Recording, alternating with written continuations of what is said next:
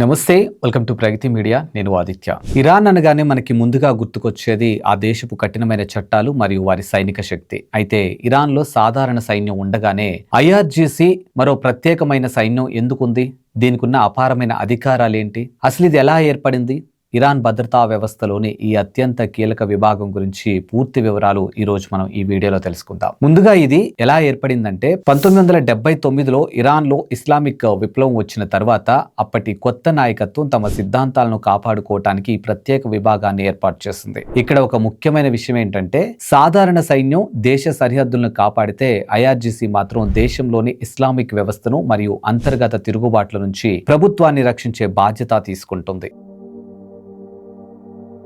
IRGC అంటే కేవలం ఒక చిన్న సైనిక విభాగం మాత్రమే కాదు. దీనికి సొంతంగా నౌకాదళం, వాయుసేన మరియు ఆర్మీ విభాగాలు విడివిడిగా ఉన్నాయి. అంతేకాదు ఇరాన్ యొక్క అత్యంత శక్తివంతమైన క్షిపణి వ్యవస్థ మొత్తం వీరి నియంత్రణలోనే ఉంటుంది. అంటే ఇరాన్ డ్రోన్ సాంకేతికత మరియు బాలిస్టిక్ క్షిపణులు తాళం చెవి వీరి చేతిలో ఉందన్నమాట. చాలా మందికి వచ్చే సందేహం ఏంటంటే సాధారణ సైన్యానికి ఐఆర్జీసీకి ఉన్న తేడా ఏంటి అనేది. సో ఇరాన్ లో ఈ రెండు సైన్యాలు సమాంతరంగా పనిచేస్తాయి. ఇది దేశ భూభాగాన్ని విదేశీ దాడుల నుంచి రక్షించే సాంప్రదాయ సైన్యం. ఇక ఐఆర్జీసీ విషయానికి వస్తే ఇది ఇరాన్ రాజకీయ మరియు మతపరమైన వ్యవస్థను కాపాడుతుంది. ఇది నేరుగా దేశ పరమోన్నత నాయకుడి ఆధీనంలో మాత్రమే ఉంటుంది. ఐఆర్జీసీ పనులు కేవలం సరిహద్దులకే పరిమితం కావు. అంతర్గత భద్రతా విషయం అంటే దేశంలో ప్రభుత్వానికి వ్యతిరేకంగా వచ్చే నిరసనలు అణిచివేయటం వీరి ప్రధాన విధి. వీరిలో కుద్స్ ఫోర్స్ అనే ఒక విభాగం ఉంటుంది. ఇది ఇరాన్ వెలుపల అంటే సిరియా, లెబనాన్, ఇరాక్ వంటి దేశాల్లో ఇరాన్ ప్రయోజనాల కోసం పనిచేస్తుంది. ఇక అసలు విషయానికి వస్తే ఐఆర్జీసీ కేవలం